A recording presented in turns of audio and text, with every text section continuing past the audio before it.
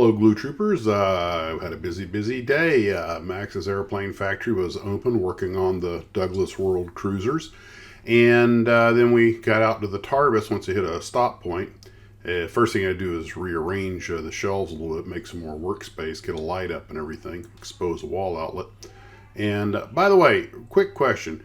Am I the only one around here that recycles the airbrush cleaner? Found it works. I mean, I still put some clean stuff through it at the end, but I don't like throwing a lot of that stuff away.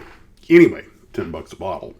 So I got to work primarily on the floats for the Douglas World Cruisers, and although I had primed them, a lot of them wound up being largely stripped because I did have to put the putty. I used the new spatulas. The tape technique worked out really well. That spatula made a big difference, just having the proper tool to mash things into place and scrape off the excess quickly. So anyway, once I was done, I sanded everything down, then of course reprimed it.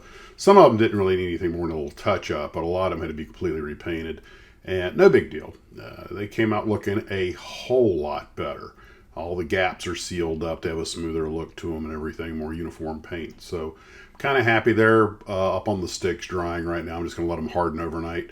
Tomorrow I'll probably bring them in here to the office and start working on them, mounting them on the airplanes. It's going to be a bit of a challenge. So one thing is that although I cleared out all the support holes, those legs look a little flimsy, a little tricky. So then I got to work on the SR-71. I wanted to finish that up today and got it in the paint booth. And I need to tell you that I was highly motivated by some pictures we received for the last viewer's build of an SR-71. I want to give it that weathered look. So when I got it in the paint booth, that's what I was aiming at. And basically, in the end, I think it came out looking pretty good. I didn't make it quite as weathered as the other one, but I'm really happy with the way it looks. And then, of course, came the decaling.